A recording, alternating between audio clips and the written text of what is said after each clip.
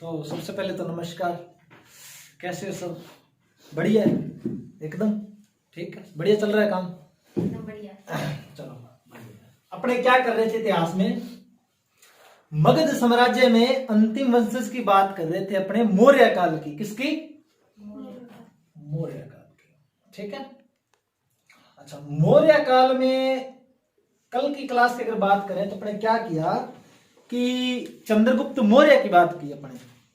चंद्रगुप्त मौर्य के टाइम क्या है कि एक यूनानी आक्रांता जिसका नाम क्या मिलता है, सेल्यूकस निकेटर। उस सेल्यूकस निकेटर ने 305 ईस्वी में, कब? 305 ईसा। हाँ ठीक है, 305 ईस्वी में वो क्या करता है, आक्रमण करता है। किस पर? चंद्रगुप्त मौर्य पर, जिसमें सेल्यूकस निकेटर की क्या होती है, हार होती है। ये बहुत ही मोस्ट इंपॉर्टेंट प्रश्न है सेल्यूकस निकेटर का कि जब वो आक्रमण करता है तो चंद्रगुप्त मौर्य क्या करता है, उसे हरा देता है। हराने के बाद में क्या है कि उसको यूनान ले चलता है और वहां पे जाके दोनों में संधि होती है। और संधि में क्या होता है कि जो सेल्यूकस निकेटर होता है वो अपनी पुत्री हेलेना, या नाम मिलता है कार्नेलिया। क्या नाम मिलता है? कार्नेलिया। इसका विवाह किससे कर देता है? चंद्रगुप्त मौर्य से कर देता है। और दहेज में क्या है कि 4 प्रांत देता है। कौन कौन से? काबुल, कंधार, बलूचिस्तान और हेरात। ठीक है, और हेरात। ये 4 प्रांत क्या करता है, दहेज में देता है सेल्यूकस निकेटर। किसको? चंद्रगुप्त मौर्य को। और एक दूत भेजता है साथ में। क्या भेजता है? दूत या राजदूत भेजता है, जिसका क्या नाम बताया था मैंने? प्रथम विदेशी राजदूत मेगास्थनीज, जिसकी एक पुस्तक इंडिका, इसके बारे में याद रखना कि इंडिका किसकी है? पुस्तक मेगास्थनीज की। ये बातें अपने कल कर गए थे। और अगर बात की जाए कि उपहार में चंद्रगुप्त मौर्य ने सेल्यूकस निकेटर को क्या दिया, तो 500 हाथी दिए उपहार में। ठीक है। और इसके बाद में हमने चंद्रगुप्त मौर्य के बारे में यह बात की कि उसने जैन धर्म ग्रहण किया था। और जैन धर्म कैसे ग्रहण किया? एक व्यक्ति का नाम मिलता है जैन मुनि भद्रबाहु, जिसके साथ कर्नाटक के श्रवणबेलगोला में, श्रवणबेलगोला में जाकर उसने जो सलेखना पद्धति होती है उसके द्वारा क्या कर देता है, वो देह त्याग देता है। यानी कि एक ऐसा उपवास है सलेखना पद्धति के द्वारा वो देह त्याग देता है। और वो जहां पर देह त्यागता है उस पहाड़ी का नाम क्या मिलता है अपने को? चंद्रगिर की पहाड़ी। कौन सी पहाड़ी है वो? चंद्रगिर की पहाड़ी। और इस घटना को जैन धर्म में क्या कहा जाता है? संथार कहा जाता है। क्या कहा जाता है? संथार कहा जाता है। ये कुछ बातें थी चंद्रगुप्त मौर्य के बारे में जो अपने कल की क्लास में कर गए थे। ठीक है। आज क्या है, मौर्य काल का दूसरा शासक जिसका क्या नाम मिलता है, बिंदुसार, उसके बारे में बात अपने करते हैं। ठीक है। देखो, अगर बिंदुसार की बात की जाए ना तो कुछ बातें मैंने कल भी बताई थी आपको बिंदुसार के बारे में कि इसके एक तो 101 पुत्र थे। ठीक है। सबसे बड़ा पुत्र सुशील था और अशोक भी इसका पुत्र था। अशोक भी इसका पुत्र था। सबसे बड़ा अगर बिंदुसार के बारे में कोई क्वेश्चन मिलता है तो यूनानी एक शासक था, यूनानी शासक था, एक नाम मिलता है एंटियोकस प्रथम। क्या नाम मिलता है? एंटियोकस प्रथम।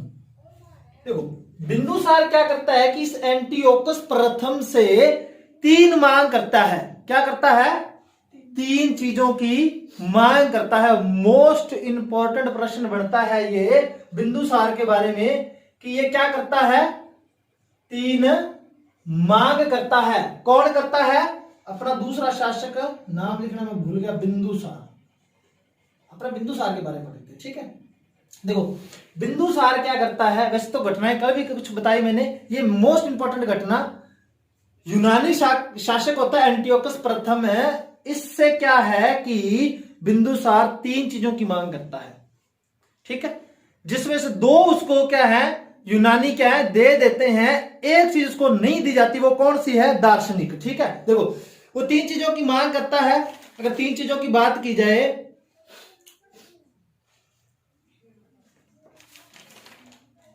अच्छा सबसे पहले तो क्या है कि वो विदेशी मीठी शराब मांगता है। क्या मांगता है, मीठी शराब। विदेशी मीठी शराब। ये चीज उसको यूनानी शासक दे देते हैं। ठीक है, फिर वो सूखे अंजीर यानी कि मेवे, क्या, सूखे अंजीर यानी कि मेवे, ये भी इसको क्या है कहते हैं, हम दे देंगे। कौन है, यूनानी। तीसरी चीज जो है मोस्ट इंपॉर्टेंट मिलती है, दार्शनिक, फिलोसफर। ठीक है, दार्शनिक। यूनानी कहते हैं कि हम दार्शनिकों का क्या नहीं करते, क्रय विक्रय नहीं करते। क्या नहीं करते, क्रय विक्रय नहीं करते। हम दार्शनिक आपके पास नहीं भेज सकते, मना कर देते हैं। किसको, बिंदुसार को, यूनानी। अच्छा, वो कहते हैं हम आपको दार्शनिक नहीं भेज सकते, हम आपको क्या है कि एक दूत भेज देते हैं, एक दूत भेज देते हैं। और जो दूत उन्होंने भेजा उसका क्या नाम मिलता है, डायमेकस। क्या नाम मिलता है, डायमेकस। ठीक है, डायमेकस नाम का एक राजदूत भेजा जाता है यूनानियों के द्वारा। किसके पास, बिंदुसार के पास। अगर क्वेश्चन आ जाए कि डायमेकस किसके शासनकाल में भारत आया, तो बिंदुसार के शासनकाल में आया। ठीक है, मौर्य काल के शासनकाल में आया। अच्छा, अब बिंदुसार के बारे में ये चीजें मिलती हैं कि एक बार क्या होता है कि तक्षशिला में एक विद्रोह होता है, उसको दबाने के लिए बिंदुसार क्या करता है कि सुशील को पहले भेजता है।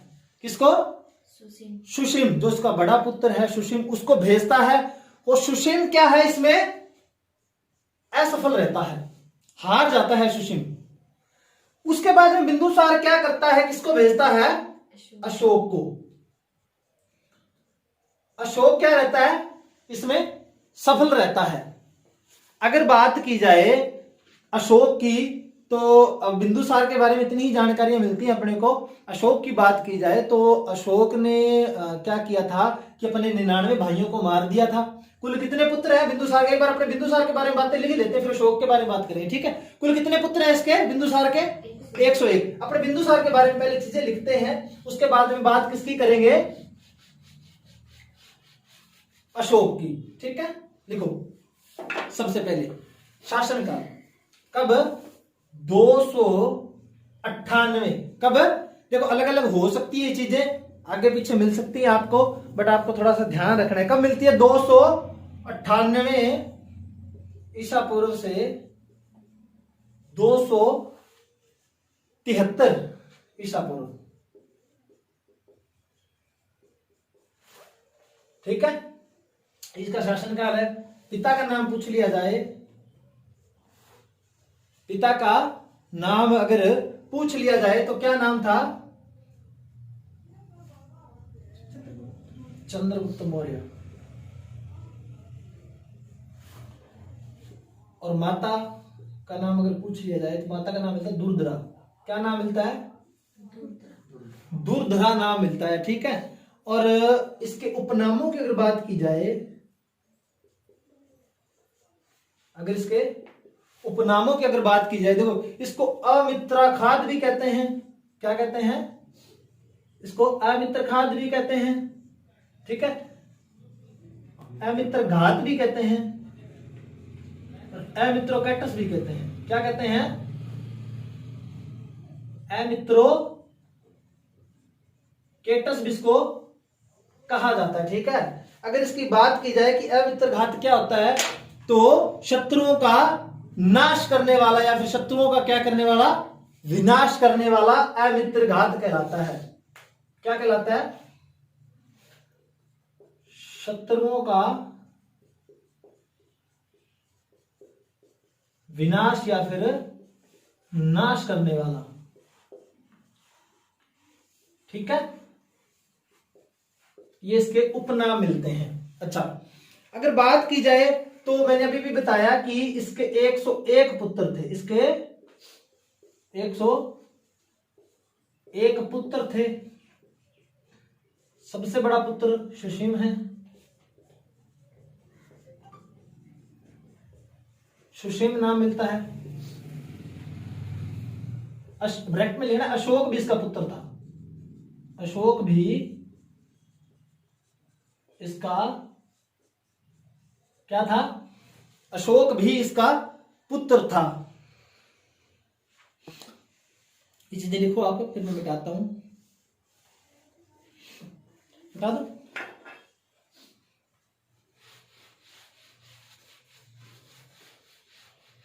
अच्छा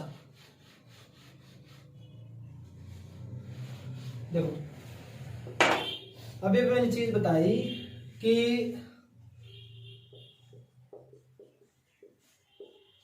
सीरिया के जो शासक होते हैं कौन, एंटियोकस प्रथम।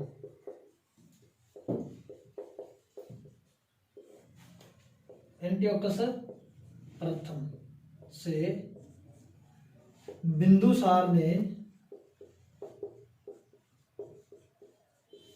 3 चीजों की मांग की।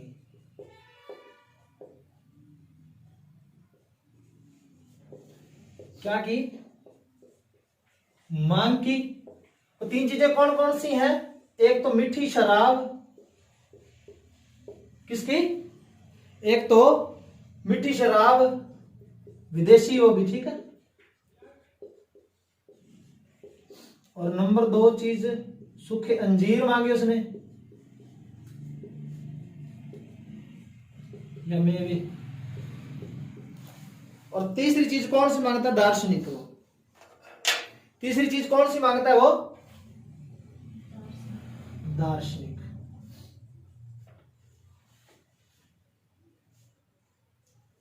अच्छा, नोट लगा के लिखना एक चीज कि दार्शनिक भेजने से मना कर दिया। किसने? एंटियोकस प्रथम ने दार्शनिक भेजने से मना कर दिया और कहा, यहां पे लिख रहा हूं, और क्या कहा कि हम दार्शनिकों का क्रय विक्रय, क्रय विक्रय समझते हो ना, क्रय विक्रय नहीं करते।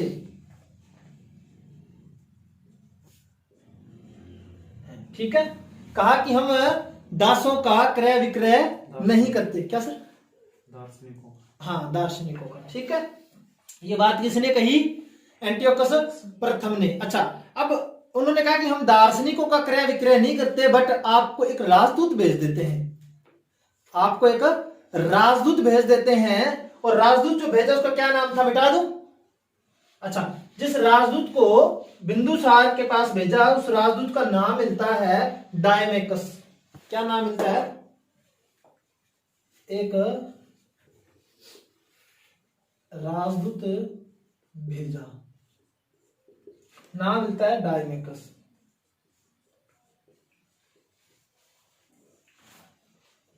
ठीक है, ये चीजें आप लिखो। अच्छा, बिंदुसार के समय, बिंदुसार के समय अंतिम समय मिलता है इसका, बिल्कुल ठीक है। बिल्कुल जब अंत में, जब मृत्यु के आसपास है, अंतिम समय में तक्षशिला में क्या होता है? एक तक्षशिला में विद्रोह हुआ। क्या हुआ? तक्षशिला में विद्रोह हुआ।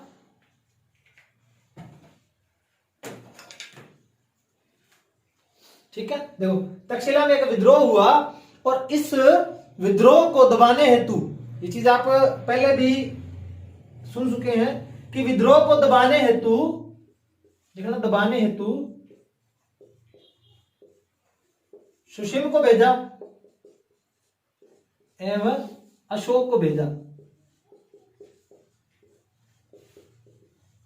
ठीक है, देखना, सुसीम असफल रहा। क्या रहा? सुसीम असफल रहा। ठीक है, सुसीम इसमें असफल रहा।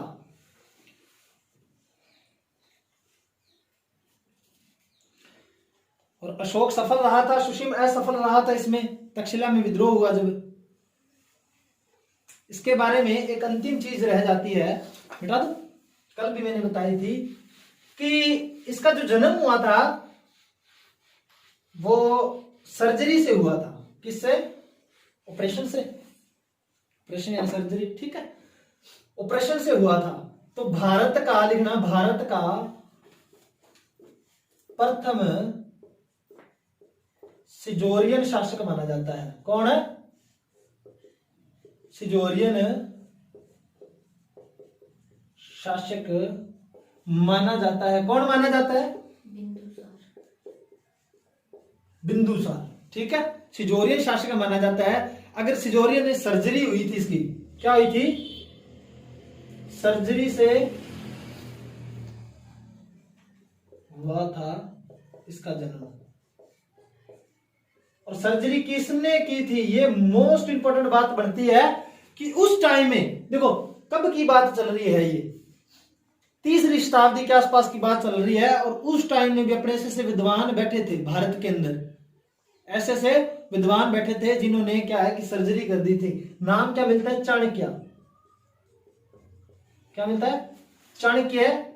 चाणक्य ने ये सर्जरी की थी, ठीक है, चाणक्य ने ये सर्जरी की थी। अब अपने बात करेंगे किसके बारे में? अशोक के बारे में। बिंदुसार की बात अपने कर चुके हैं, ठीक है, बिंदुसार के बारे में इतनी ही बातें मिलती हैं। और अगर बात अशोक की जाए, देखो अशोक का जो शासनकाल है ना, मौर्य काल में बहुत ज्यादा मोस्ट इंपॉर्टेंट माना जाता है। अशोक के बारे में मैंने कुछ बातें आपको पहले भी बताई हैं। देखो अशोक ऐसा एक ऐसा शासक था जिसने क्या है कि धम्म की नीति अपनाई। क्या अपनाई? धम्म की यानी कि धर्म की नीति अपनाई। एक ऐसा शासक जिसने रणघोष की नीति यानी कि युद्ध की नीति को छोड़कर धम्म की नीति अपनाई, वो शासक कौन सा था?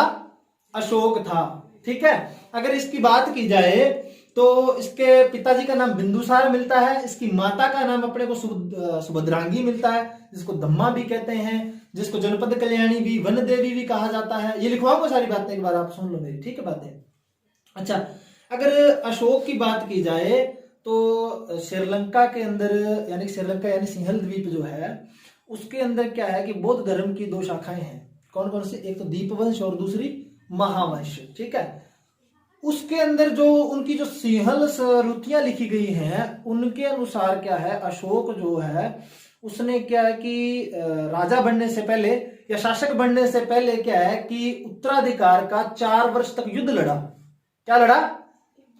4 वर्ष तक का युद्ध लड़ा। उन्हीं क्या है सिंहल अनुश्रुतियों, उन्हीं सिंहल अनुश्रुतियों में ये चीज लिखी गई है कि अशोक ने अपने 99 भाइयों की क्या कर दी थी?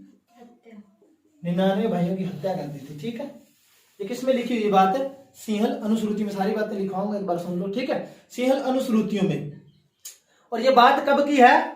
269 ईसा पूर्व में, जब वो क्या कर देता है कि अपने भाइयों को खत्म करके क्या अपना राज्याभिषेक करवाता है। 269 ईसा पूर्व से तकरीबन 273 ईसा पूर्व, 273 ईसा पूर्व, इन 4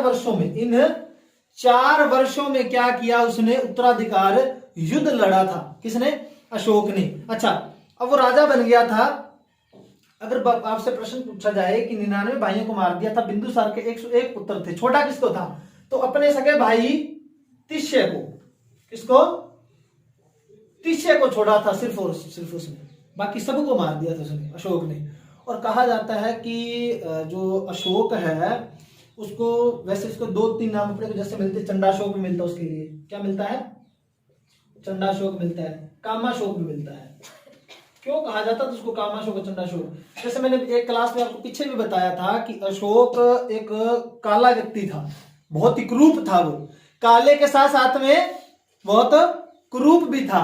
एक टाइम की बात है जब वो रनिवास के आगे से गुजर रहा था, तो किसी एक महिला में रनिवास में एक रानी ने क्या है उसको देख के हंस दिया था, और उसने क्या कर दिया था कि इतना गुस्सा आया उसको, इतना गुस्सा आया कि उसने समस्त उस रनिवास में स्थित उस रनिवास में समस्त 500 रानियों को, कितनी रानियों को, 500 रानियों को क्या कर दिया था कि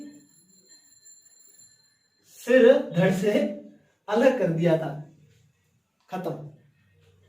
कितना ग्रुप था देख लो आप। अशोक, इसी अशोक की अगर बात की जाए तो इसी अशोक के बारे में मिलता है कि जो नेपाल का जो तराई क्षेत्र है, कौन सा, खस, खस जो है नेपाल का तराई क्षेत्र, इस पर विजय प्राप्त की, इस क्षेत्र पर विजय प्राप्त की और खुद नेपाल पर भी विजय प्राप्त की। कहा जाता है इसने नेपाल पर भी विजय प्राप्त की और खस नामक जो नेपाल का तराई क्षेत्र है उस पर भी विजय प्राप्त की। ठीक है, इसके बाद में अपने को सबसे मोस्ट इंपॉर्टेंट जो बात मिलती है कलिंग युद्ध की। किसकी, कलिंग युद्ध की। कलिंग युद्ध की अगर बात करें तो जो अशोक का ये अंतिम युद्ध था, जिसमें क्या है कि बहुत ही ज्यादा नरसंहार हुआ था। उड़ीसा के अंदर, कलिंग उड़ीसा, उसके अंदर बहुत ही ज्यादा नरसंहार हुआ था और कहा जाता है कि अशोक को इतनी ज्यादा घृणा आई थी, मार काट इतनी ज्यादा उसने कर दी थी उस युद्ध में, उसको इतनी ज्यादा घृणा आई कि उसने क्या है कि रणघोष की नीति छोड़ दी थी।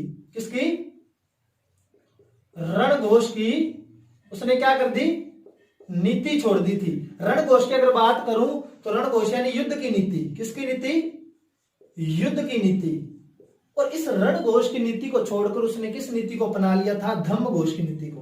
किसको, धम्मघोष की नीति को अपना लिया था। धम्मघोष यानी धर्म की नीति, उसने धर्म की नीति को अपनाया।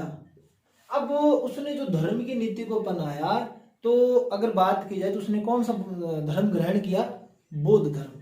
ठीक है, तो क्या कौन सा धर्म ग्रहण किया सर उसने, बौद्ध धर्म ग्रहण किया। अगर बौद्ध धर्म की बात की जाए तो उसको जो कहा जाता है कि क्या कहते हैं उसको, इसकी मतलब प्रेरणा कहां से मिली उसको, यानी अशोक को बौद्ध धर्म की प्रेरणा कहां से मिली। तो एक बार मैं लिखाऊंगा आपको सारी बातें, 2-3 मिनट आपको और बताता हूं मैं कि अगर उसकी बात की जाए कि उसको बौद्ध धर्म की जो प्रेरणा है वो कहां से मिली, तो सबसे पहले देखो उसका जो भाई होता है, कौन, तिष्य, जिसका नाम मैंने बताया। ठीक है, तिष्य से क्या करता है, वो प्रेरणा लेता है। उससे पहले अगर बात की जाए तो एक निग्रोथ नामक व्यक्ति होता है, कौन,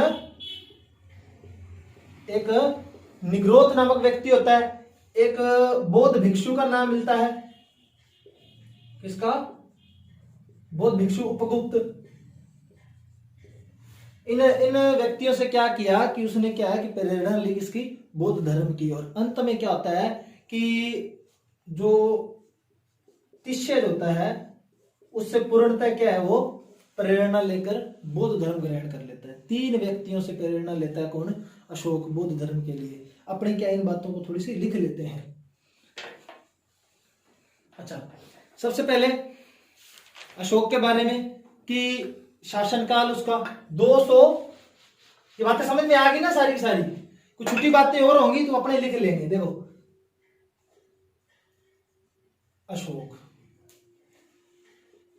अशोक की अगर बात की जाए तो 273 ईसा पूर्व। ये देखो याद रखना ये चीजें, क्यों, क्योंकि देखो 4 वर्ष तक उसने क्या है उत्तराधिकार क्या लड़ा है, उत्तराधिकार के लिए युद्ध लड़ा है, उसने संघर्ष किया है। उसका जो एग्जैक्ट टाइम मिलता है यानी कि जब वो शासक बना तो वो 273 ईसा पूर्व मिलता है और 232 ईसा पूर्व तक शासक बना रहता है। ठीक है, 273 से 232 ईसा पूर्व। अशोक के पिता की अगर बात की जाए तो नाम मिलता है बिंदुसार। ठीक है, और अगर माता की बात की जाए तो देखो माता के कई नाम मिलते हैं अपने को।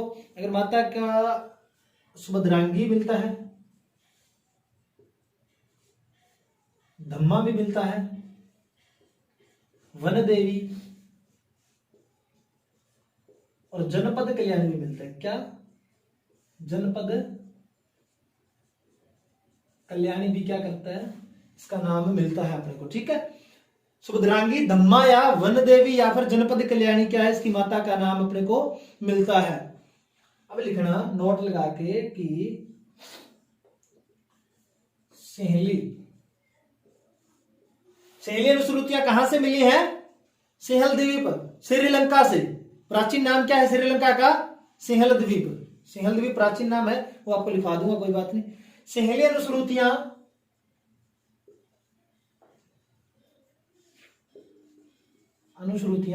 ब्रैकेट में लिखना श्रीलंका से के अनुसार, वहां क्या है, बौद्ध धर्म की दो शाखाएं हैं, बौद्ध धर्म, दीपवंश और महावंश के अनुसार। अशोक की बात हो रही है कि उसने क्या है कि उत्तराधिकार का युद्ध लड़ा, वो भी कितने वर्ष तक, 4 वर्ष तक। ठीक है,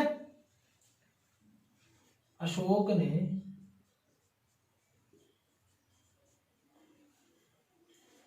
शासक बनने से पहले, शासक बनने से पहले या पूर्व 4 वर्ष तक उत्तराधिकार क्या लड़ा, युद्ध लड़ा। ठीक है,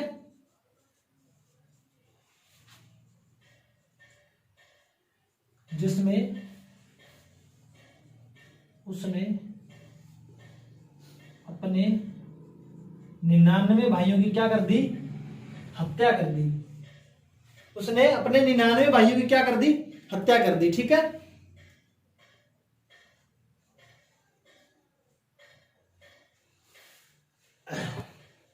और टाइम मिलता है क्या, देखो हत्या तो उसने इन 4 वर्षों के अंदर अंदर की। वो सबसे पहले क्या कर लेता है कि 269 ईसा पूर्व, मैंने बताया ना, 269 ईसा पूर्व में वो अपना क्या कर लेता है, विधिवत रूप से राज्याभिषेक करवा लेता है। पहले राज्याभिषेक, वो अपना राज्याभिषेक करवा लेता है। और 4 वर्ष तक क्या है कि उत्तराधिकार युद्ध लड़के क्या है कि उसका जो एग्जैक्ट टाइम मिलता है 273 ईसा पूर्व मिलता है। ठीक है, ये चीज आप नोट कर लेना। समझ में आ गई बात, मिटा दूं। अच्छा, आगे की क्या जानकारी है अशोक के लिए कि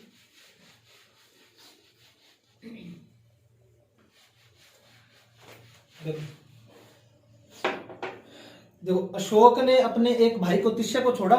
ठीक है, केवल एक भाई तिष्य को छोड़ा।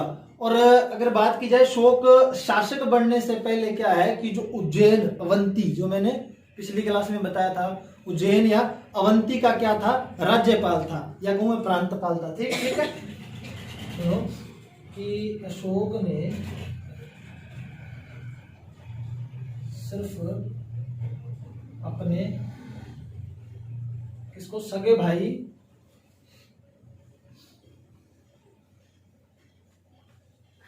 तिष्य को छोड़ा।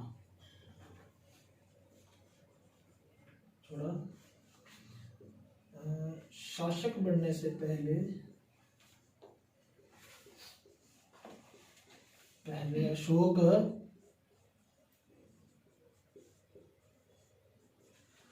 उज्जैन यानी कि अवंती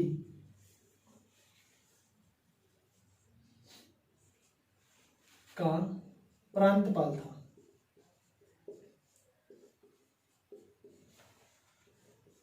अच्छा,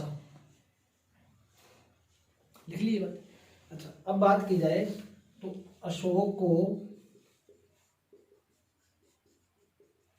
चंडाशोक,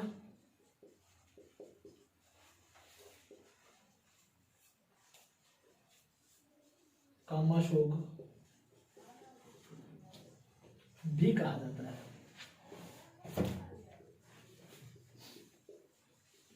ठीक है, अशोक को चंडाशोक या कामाशोक भी कहा जाता है। अच्छा, अब अगर बात की जाए तो जो बात मैंने पहले बताई थी ना आपको कि अशोक इतना काला करूप था कि उसने क्या है कि रनिवास की 500 रानियों के सिर धड़ सले करवा दिए थे। और स्टोरी मैंने बताई थी, ठीक है।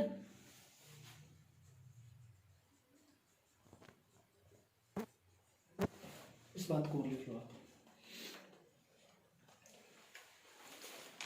अच्छा, अब उसने नेपाल और उसका एक क्षेत्र का नाम लेते हैं खस, जो नेपाल का तराई क्षेत्र है उस पर भी उसने विजय प्राप्त की। कहां पर?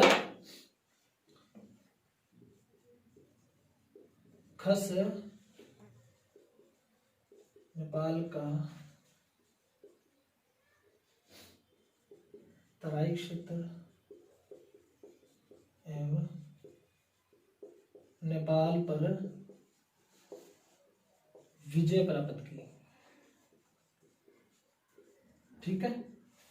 और उसके बाद में जो अपना मोस्ट इंपोर्टेंट जो युद्ध मिलता है जिसकी मैं चर्चा करने जा रहा हूं, कलिंग युद्ध, ठीक है।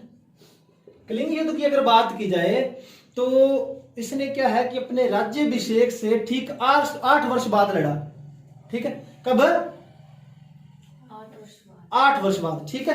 8 वर्ष की बात की है 261 ईसा पूर्व। कब? उल्टा चल रहा है, मैं पहले बता रहा हूं, उल्टा चल रहा है, ठीक है। ईसा पूर्व शासक कब बना था वो? देखो 273 ईसा पूर्व वहां से सबसे पहले, यहां से फिर 4 वर्ष अंतराल आ गया, तो जो एग्जैक्ट टाइम था 269 ईसा पूर्व उसने राज्याभिषेक करवा लिया। तो राज्याभिषेक से ठीक 8 वर्ष बाद में क्या हो गया? अब इसका कलिंग युद्ध हो गया, ठीक है। सुनो, 261 ईसा पूर्व का टाइम मिलता है। और अगर इस युद्ध की बात की जाए तो राज्याभिषेक के 8 वर्ष बाद लड़ा, ठीक है, ये युद्ध। और इस युद्ध की बात की जाए तो इस युद्ध का जो उल्लेख है वो अशोक के 13वें शिलालेख में मिलता है। कहां पर? अशोक के 13वें शिलालेख में मिलता है। इसका जो उल्लेख है, लेख अशोक के 13वें शिलालेख में मिलता है, ठीक है। अशोक के 13वें शिलालेख में इसका उल्लेख मिलता है। और अगर बात की जाए तो एक अभिलेख है हाथी गुम्फा अभिलेख। कौन सा? हाथी गुम्फा अभिलेख है। उस अभिलेख में जो उड़ीसा का जो शासक है वो किसे बताया गया? नंदराज को। किसको?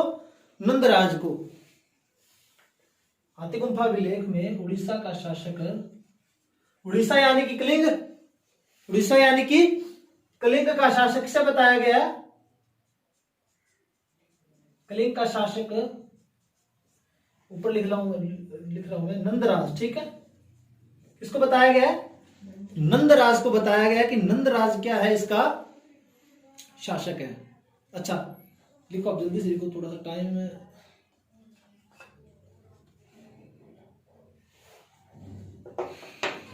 लिख लिए? बता दो। अच्छा, ये अशोक के जीवन का अंतिम युद्ध माना जाता है। क्या माना जाता है? अशोक के शासनकाल या जीवन का अंतिम युद्ध माना जाता है।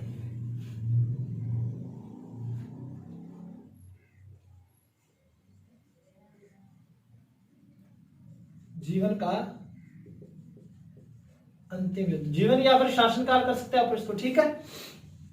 अंतिम युद्ध माना जाता है। और अगर बात की जाए अशोक के बारे में तो मैंने अभी भी आपको बताया कि इसने क्या है, रणघोष की नीति छोड़। किसकी? रणघोष की नीति। क्योंकि देखो अब जो कलिंग का जो युद्ध हुआ ना, वहां से क्या इसको, इसके मन को ठेस पहुंची और इसने कहा कि देखो इतनी मार काट की इसके कलिंग के युद्ध में कि इसके मन को इस तरह से ठेस पहुंची कि वो कहता कि अब मैं युद्ध की नीति त्याग दूंगा। अब मैं किसकी नीति पकड़ूंगा? त्याग कर धर्म की नीति पकड़ी, यानी धर्म, हाँ, यानी धर्म की नीति को अपना लिया। किसने? अशोक ने। ठीक है। और अगर अशोक की अगर बात की जाए तो अशोक का जो एक तो दूसरा और एक सातवां स्तंभ लेख जो है उसमें धम्म के बारे में कुछ बातें बताई हुई हैं। अगर दूसरा जो स्तंभ लेख है अशोक का, कौन सा स्तंभ लेख नंबर जो 2 है, उसमें क्या है कि धम्म क्या है इसके बारे में जानकारी है। ये पूछा गया है स्तंभ लेख 2 में, अशोक का जो स्तंभ लेख है नंबर 2, उसमें ये चीज पूछी गई है कि धम्म क्या है, धम्म क्या है। और अगर बात की जाए तो जो स्तंभ लेख नंबर 7 जो है, 7 जो है उसमें इसकी परिभाषा दी गई है, किसकी, धम्म की। और क्या परिभाषा है मैं आपको लिखवाता हूं, एक बार आप इसको लिखो फिर मैं मिटा देता हूं, फिर मैं परिभाषा लिखाता हूं आपको। परिभाषा देखो, उपासिनवे बहुक्याने दया दाने माधवे साधवे सच्ची सोचे च धमिति, इस तरह की इसमें परिभाषा लिखी हुई है। और अगर इसकी बात की जाए तो हिंदी ट्रांसलेट में इस तरह से होता है कि पापों से मुक्ति, पापों से मुक्ति, बहुत से लोगों का कल्याण और दया दान। अगर कोई दया करता है, अगर कोई दान करता है, अगर कोई वाणी की मधुरता व व्यवहार में साधुता रखता है तो वो क्या है, धम्म है। वो क्या है, धम्म है, यानी उसका धर्म है। इसी एक बार लिखवा देता हूं मैं, मेरा टाइम हो रहा है, मिटा दूं क्या, नहीं मिटाना, कुछ भी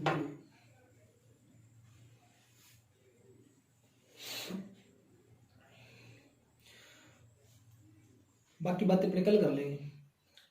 कल कुछ छुटी हुई बातें अशोक की वो करके फिर अपने क्या करेंगे, मौर्यकालीन कला, बहुत ही महत्वपूर्ण चैप्टर बन जाता है इसका। मिटा दूं, और देखो मैं परिभाषा लिखा रहा हूं, स्तंभ लेख 7 में जो परिभाषा है ना उसकी बात कर रहा हूं मैं। जैसे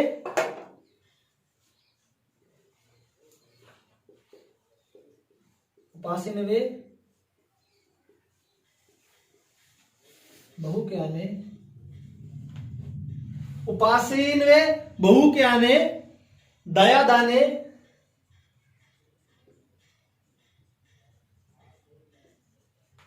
माधवे साधवे, माधवे साधवे सच्ची सोचिए, सच्ची सोचिए च दमिति।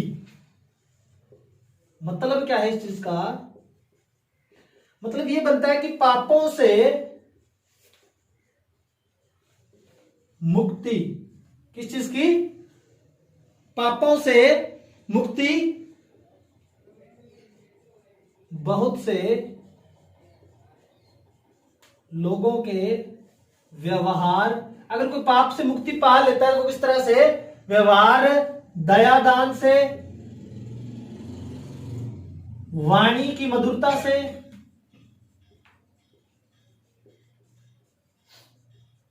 एवं उसकी साधुता एवं शुद्धता और सत्यता से,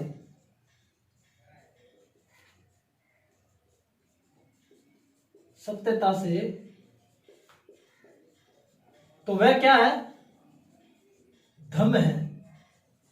अगर कोई अपनी वाणी से, अपने व्यवहार से, अपनी शुद्धता सत्यता से, दया दान से क्या कर लेता है, पापों से मुक्ति पा लेता है, तो वो क्या है, धर्म या फिर धम्म है। किसके अनुसार, ये किसमें लिखी हुई ये बात है, स्तंभ लेख 7 में ये बात लिखी हुई है, ठीक है। ये परिभाषा दी हुई है, ठीक है, उसमें किसकी, धम्म की परिभाषा है इसमें।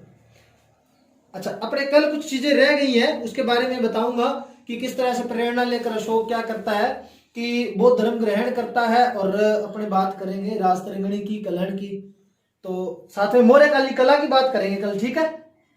तो ठीक है, धन्यवाद।